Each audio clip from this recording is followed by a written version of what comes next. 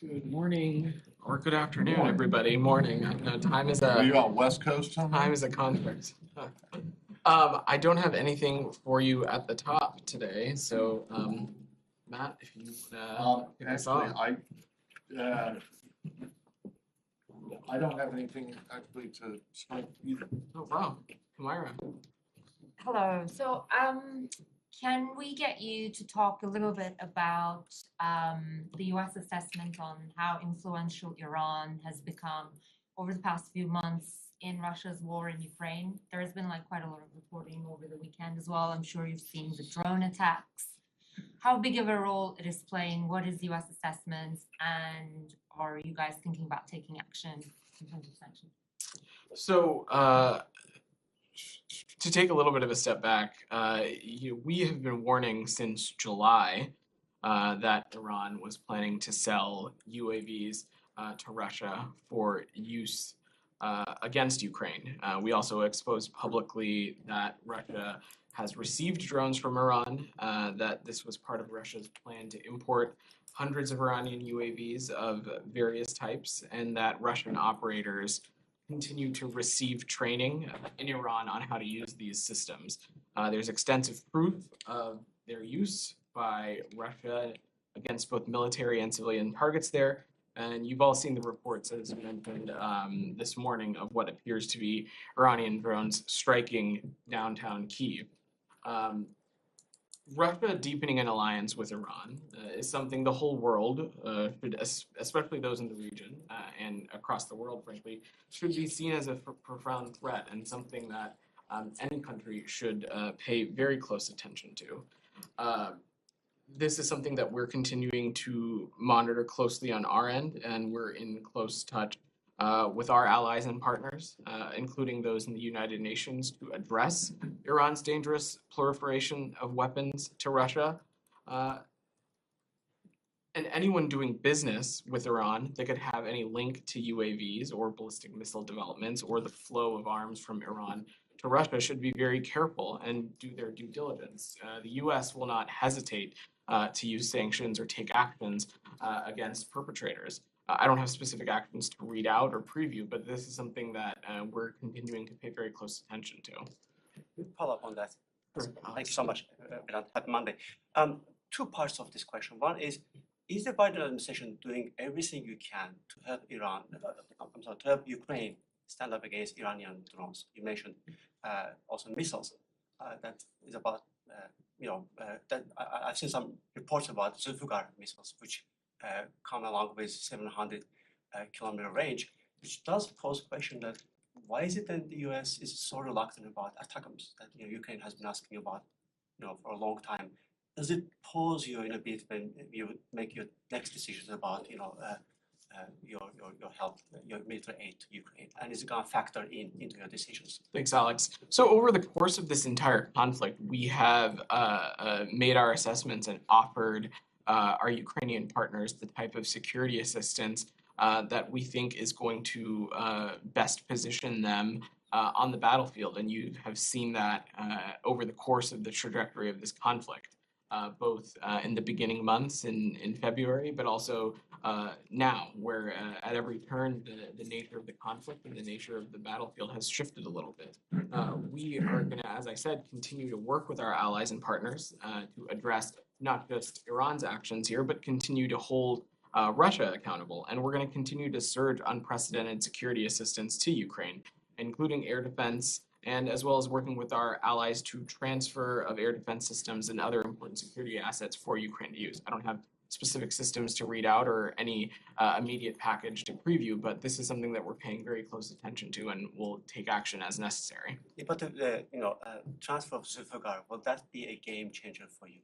Again, I'm going to let our Ukrainian partners speak to the battlefield specifically, but again, we will do everything we can to continue to surge our unprecedented security assistance to our Ukrainian partners. One tiny thing when you were saying, does the U.S. have independent assessment and confirmation that the drones in today's attack on Kyiv were indeed Iranian drones?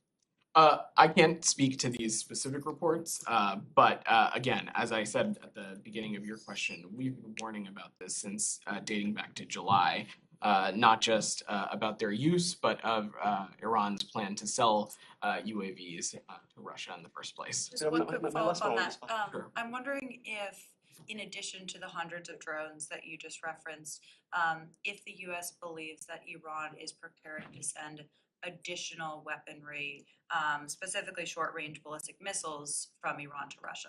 Again, I've seen those reports, but I don't have anything to offer on that. What I would say though is that this continued action of Iran and Russia closening their relationship is a reminder of candidly how the Russian military is suffering from major supply shortages in Ukraine, in large part because of the sanctions and export controls that are being enforced by the United States and its allies.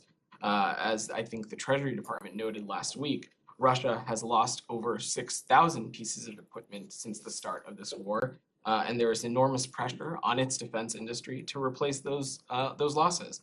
Russia is it's being forced, frankly, to resort on unreliable countries like Iran for supplies and equipment. And our information has noted that some of these UAVs that had been noted in these transfers have been experiencing some numerous failures. So again, this is going to be something that we pay very close attention to, and we'll take appropriate action as needed. Just My one last one. quick follow-up on that, as we talk about other countries selling or giving weaponry to Russia. Do you guys have any updates as to where the North Korea-Russia relationship stands on that point, on that aspect? I think it was last month, Yeah, US officials said that. I North believe Korea was Janie asked prepared. about this about a week and a half ago, and Yeah. I don't think we have anything No additional update to as to- offer on that. Yeah. My last one on Iran. Hold on, we'll On Iran. John. I'm gonna go with John. Sure, can I just ask something else on Iran? Okay. On Beijing prison. Sure. The situation there. First, do you have information about the Americans who are there, including Siyam Namazi? And do you have any? Does the United States have any information about what actually happened in Iran? It's said to have been a fire, but obviously there's some skepticism. So I don't have any updates to offer on what transpired, but what I can say is that the detained U.S. citizens in Iran are accounted for, and they are safe. We are closely monitoring their situation for privacy and security and their safety. I'm not going to discuss the situation further, but we're going to continue to work with other countries, many of whom also have detained citizens at even, to remind Iran of its responsibility for the safety of our detained citizens. And we reiterate our call for the immediate release of all wrongfully detained U.S. citizens. When you say they're safe, they're still in Iranian custody, right? Correct. They are safe Well, then- from the fire and the events taking place at Even prison. But yes, they are still wrongfully detained and they are still in Iranian custody. Changing topics? Sure. Okay. It's been reported that this administration is quite furious with the Palestinian President Mahmoud Abbas for saying what he said to President Putin about not trusting the United States or not trusting the Biden administration. I wonder if you've seen the reports first. I was thinking, what are your comments? I have seen those reports, and I think you've seen some of my colleagues from the White House speak to this as well. But Russia's war of aggression in Ukraine is a clear violation of international law, and it serves as a threat to global peace and security. And President Putin is a far cry from the type of international partner or international leader needed to constructively address the Israeli-Palestinian conflict. And so I would reiterate that we are deeply disappointed to hear President Abbas's remarks to President Putin. Okay. Russia does not stand for justice and international law, as was evidenced by the UN General Assembly vote last week. And President Biden and Secretary Blinken, in contrast, have demonstrated a U.S. commitment for decades to seeking creative solutions and working towards a lasting peace in the region that's required to advance stability and prosperity throughout the region. Now, will this disappointment be translated into action, like, holding back maybe on the reopening of the consulate in Jerusalem or the reopening of the PLO office here in Washington in terms of tangible, punishment of I don't have Palestinian. I don't have You any have- actions to preview or link it to, but I would just again reiterate our disappointment to hear those remarks in reference to. Just one more. There's been an increase in sector aggression against the Palestinians, and sometimes aided by Israeli soldiers, especially now that they have the olive harvest, and it's the only crop that Palestinians depend on annually. And obviously, the settlers are attacking farmers, uprooting trees, burning them, and so on. Sometimes, while the Israeli soldiers look on, and sometimes even joining. I wonder if you have if you have seen reports about increased settler violence, and second, if you have a comment on it. Well, Saeed, I spoke a little bit about this last week. The recent period has seen a sharp and alarming increase in Palestinian and Israeli deaths, including impacting a number of children. Since mid-September, at least 23 Palestinians and 4 Israelis have been killed. And it is vital that these parties themselves take urgent action to prevent greater loss of life. And we continue to emphasize the point that Israelis and Palestinians deserve to have equal measures of security, stability, of justice, and dignity and democracy. Jenny, go ahead. Thank you. I have 2 questions. One North Korea, one China. North Korea's a series of provocations last week, and North Korea violated the September 19 military agreement that South Korea and North Korea has agreed to 5 years ago. South Korea is considering whether to abolish the 1919 military agreement first or keep it as it is. How does the United States view North Korea's violation of military agreement? Well, Jenny, you saw me speak to this quite clearly last week, that the recent ballistic missile launches, the other kinds of aggravation and provocation that we're seeing are condemnable. And the specific ballistic missile launches are in clear violation of multiple UN Security Council resolutions. And beyond the violation of resolutions, these kinds of activities, they pose a very serious threat to the region and to the world more broadly. And so what the United States is going to continue to do is we're going to continue to stay engaged with our allies, the Republic of Korea and Japan. We're going to continue to have diplomatic engagements with them and take appropriate actions as necessary. One more, China. Chinese President Xi Jinping said he would unify Taiwan by force within a few years. And also Xi Jinping sent a letter to Kim Jong-un for strategic unity between China and North Korea. Do you think this could cause Kim Jong-un to make a misjudgment? It's not for me to speak what's in Kim Jong-un's head or not, but what I can say to the first part of your question is we have been quite clear, both publicly and privately with the PRC, that our policy towards Taiwan has remained consistent for decades and across administrations. And we remain committed to our One China policy, which is guided by the Taiwan Relations Act, the 3 joint communiques, and the 6 assurances. And we're going to continue to take steps to promote cross-strait peace. And look, as it relates to the DPRK, I think you saw last week when there was a UN Security Council hearing on this, you saw the PRC and Russia and other countries parrot this false claim that U.S. provocations were the origination of these ballistic missile launches or anything like that. That's baloney and absolutely not the case. On Iran, from China. Okay, yeah. Can we stay in the region and then I'll work the room a little bit. Sorry about that. Yes, Go ahead. Thank you. The president stated, China will never promise to renounce the use of force and we reserve the option of taking all measures necessary. And also the U.S. military officials have said that China wants to have the capability to invade Taiwan by 2027. So considering these circumstances, does the State Department feel a need to speed up delivery of weapons to Taiwan? And if so, what could be the option for United States government to speed up weapons production and also delivery of those weapons to Taiwan?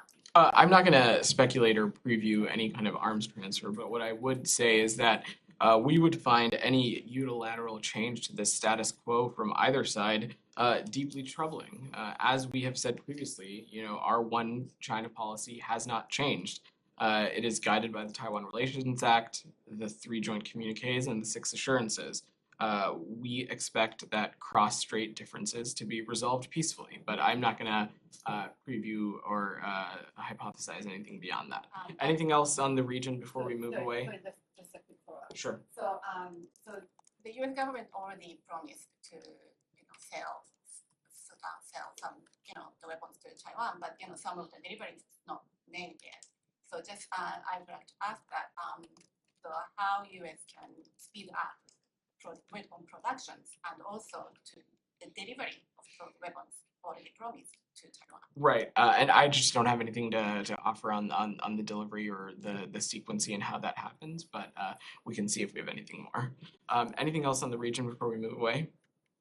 I'm gonna go to, and then I'll come back to you, Sean. I promise. So In the back. 2 quick questions on Iran and then one on Syria. I'm sorry. But on Iran, you said the U.S. citizens are accounted for in Evin prison incident. Does that include do you have on U.S. permanent residents? That's one. And then second, Iran has reportedly amassed troops on the border towns, on Iraqi Kurdistan's border towns, threatening a ground offensive into Iraqi Kurdistan. Do you have anything on that? On the first question, I don't have anything to offer beyond that. The the American citizens that were at Evin prison are accounted for and not in further harm's way, as Matt said.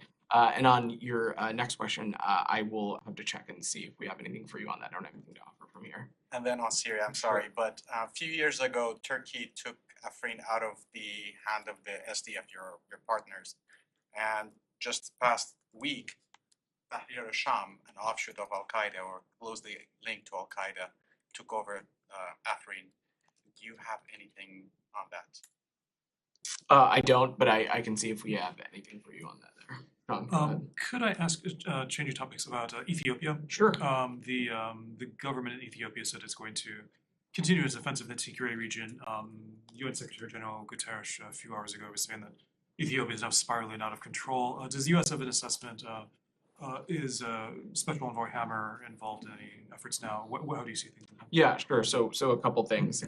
First, Special Envoy Hammer continues to be in the region. He is in Addis. He met with members of the government over the weekend and over the past couple of days. We also, throughout this, have welcomed the AU calls for a ceasefire.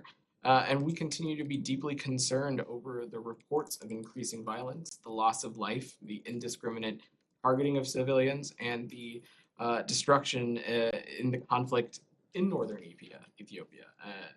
And we, again, reiterate our calls, and you saw the Secretary speak to this a little. We call on the Ethiopian National Defense Forces and the Eritrean Defense Forces to immediately halt their joint military offensive. And for Eritrea to withdraw its forces from northern Ethiopia. And we further call on the Tigrayan Defense Forces to cease any additional provocations at this time. It's incumbent on all of those involved to respect and protect civilians, and we call on them to allow unhindered humanitarian access to all Ethiopians in need. In the interest of time, can I go into something else? Sure, of course. Pakistan. Yes. Pakistan said that it summoned the U.S. ambassador. This was, of course, after the remarks by President Biden talking of dangers from the nuclear program. I know you probably don't want to speak for the president from this podium, but could you say what is said to Pakistan in response to its concerns that it voiced? Sure, Sean. So, look, the U.S. has always viewed a secure and prosperous Pakistan as critical to U.S. interests, and more broadly, the U.S. Values our longstanding cooperation with Pakistan. We enjoy a strong partnership. As you know, the foreign minister was in town and had a bilateral meeting with the secretary not too long ago. Councillor Derek Jolet had the opportunity to visit Karachi and Islamabad not too long ago, I think on the tail end of the summer, as did USAID Administrator Sam Power. So this is a relationship we view as important, and it's something that we're going to continue to remain deeply engaged on. And as it relates to the ambassador, we regularly meet with officials at the foreign ministry, but I don't have anything specific to read out. Just was there any message specifically on the nuclear issue, if the U.S. does consider dangers, as the president said? Again, I don't have any specific conversation to read out, but the United States is confident of Pakistan's commitment and its ability to secure its nuclear assets. Alex, I'm going to work the room a little bit. I've called on you a bunch in the back. Yeah, kind of a two-part question on the situation with the Saudis and OPEC. Sure. First, there were reports last week, obviously, that the administration asked them to delay that cut by a month. Ned said last week that he couldn't confirm that report, but the Saudis came out and confirmed it themselves in an official statement. So I guess first question is, can you guys still not confirm or deny that report? Are we to take the Saudis' word for it since they said that the 1 month cut was asked for? And then secondly, is there any update on how you guys are reassessing or changing the relationship with the Saudis today? Because they're seemingly already reacting. They disinvited a Biden official to an event today. They're seemingly already moving to adjust the relationship themselves. Have you guys made any progress on that front you can share? Sure. So as it relates to a specific meeting, I don't have anything, or sorry, a specific request for any kind of delay. I don't have anything to offer on that. But I think what's important here is that over the course of this administration, as it relates to the conversation around energy, we have been quite clear at every corner that supply should meet demand. As this country, as our economy, and as economies around the world continue to come out of the COVID-19 pandemic and the impacts that the pandemic had on our economy and economies around the world, that the demand for energy should be met by appropriate supply.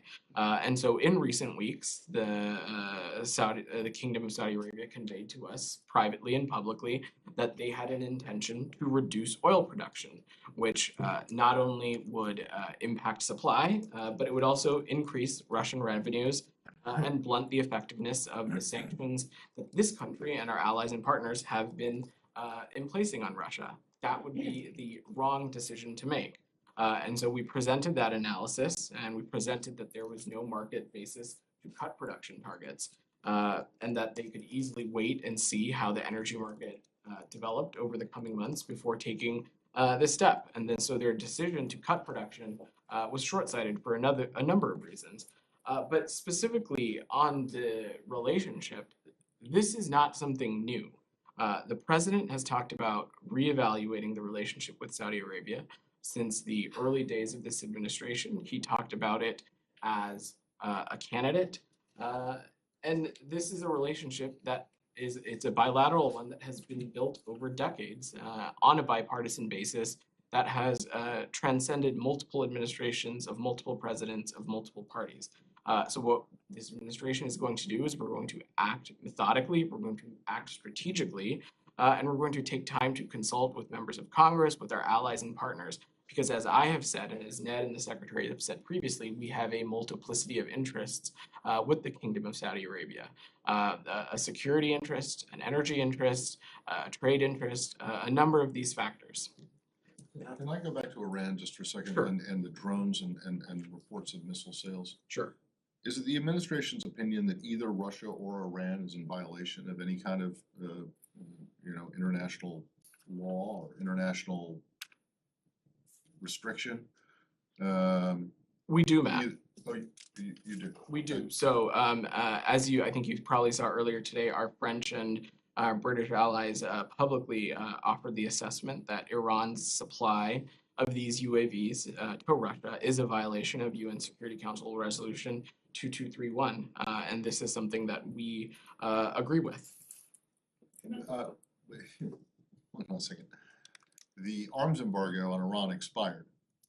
So not all of it expired, and under the UN Security Council Resolution 2231, restrictions on the certain transfer of certain weapons remain in force, and these restrictions are in addition to those weapons that were restricted under the conventional arms embargo. And it is our belief that these UAVs that were transferred from Iran to Russia and used by Russia in Ukraine are among the weapons that would remain embargoed under 2231. Okay, that's interesting because you just said that now you're confirming that these were Iranian drones, because in a response to a question earlier, you said that I- we saw reports, but I just now you're didn't saying wanna that they have speak- definitely been, now you're saying that these are, that you guys know that these are definitely Iranian.